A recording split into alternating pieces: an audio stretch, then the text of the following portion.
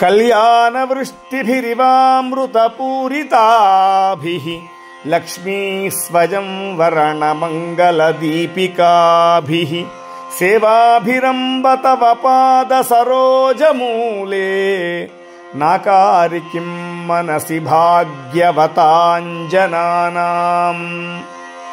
एतावदेव जननि स्पृहणीयमास्ते त्वद्वन्दनेषु सलिलस्थगिते च नेत्रे सान्निध्यमुद्यदरुणायुतसोदरस्य त्वद्विग्रहस्य परया सुधया प्लुतस्य ईशत्वनाम कलुषाः कतिवा न सन्ति ब्रह्मादयः प्रतिभवं प्रलयाभिभूताः एकः स एव जननि स्थिरसिद्धिरास्ते यः पादयोस्तव सकृत्प्रणतिं करोति लब्ध्वा सकृत्त्रिपुरसुन्दरितावकीदं कारुण्यकन्दलितकान्तिभरं कटाक्षं कन्दर्पकोटिसुभगास्त्वयि भक्तिभाजः सम्मोहयन्ति तरुणीर्भुवनत्रयेऽपि ह्रीङ्कारमेव तव नाम गृह्णन्ति वेदा मातस्त्रिकोणनिलये त्रिपुरे त्रिनेत्रे त्वत्संस्मृतौ यमभटाभिभवं विहाय दीव्यन्ति नन्दनवने सह लोकपालैः हन्तुः पुरामधिकलं परिपीयमानः क्रूरः कथं न भविता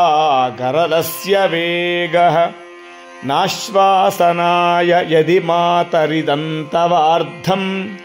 देहस्य शश्वदमृताप्लुतशीतलस्य सर्वज्ञतां सदसि वाक्पटुतां प्रसूते देवि त्वदङ्घ्रिसरसीरुहयोः प्रणामः किञ्च स्फुरन्मकुटमुज्ज्वलमातपत्रं द्वे चामरे च महतीं वसुधां ददाति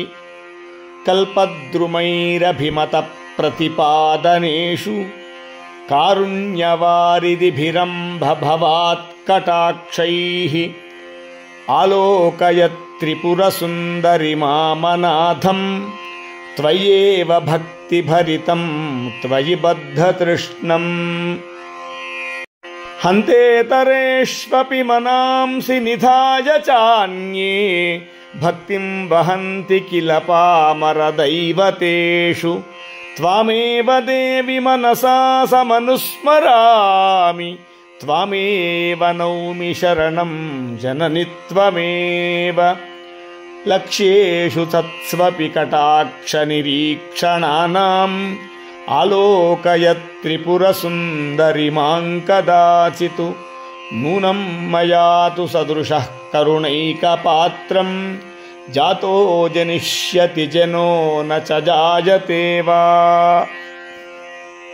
ह्रीं ह्रीमिति प्रतिदिनं जपतां तवाख्यां किन्नाम दुर्लभमिह त्रिपुराधिवासे मालाकिरीटमदवारणमाननीया तान् सेवते वसुमती स्वयमेव लक्ष्मीः सम्पत्कराणि सकलेन्द्रियनन्दनानि साम्राज्यदाननिरतानि सरोरुहाक्षि त्वद्वन्दनानि दुरिताहरणोद्यतानि मामेव मातरनिशं कलयन्तु नान्यम् कल्पोपसंहृतिषु कल्पितताण्डवस्य देवस्य खण्डपरशोः परभैरवस्य पाशाङ्कुशैक्षवशरासनपुष्पबाणा सा साक्षिणी विजयते तव मूर्तिरेका लग्नं सदा भवतु मातरिदं तवार्धं तेजः परं बहुलकुङ्कुमपङ्कशोणं भास्वत्किरीटममृतां शुकलावतंसं मध्ये त्रिकोणनिलयं परमामृतार्द्रम् ह्रीङ्कारमेव तव नाम तदेव रूपं त्वन्नाम दुर्लभमिह त्रिपुरे गृह्णन्ति त्वत्तेजसा परिणतं वियदादिभूतं सौख्यं तनोति सरसीरुहसम्भवादेः ह्रीङ्कारत्रयसम्पुटेन महता मन्त्रेण सन्दीपितं स्तोत्रं यः प्रतिवासरं तव पुरो मातर्जपेन्मन्त्रवितु तस्य क्षोणिभुजो भवन्ति वशगा लक्ष्मीश्चिरस्थायिनी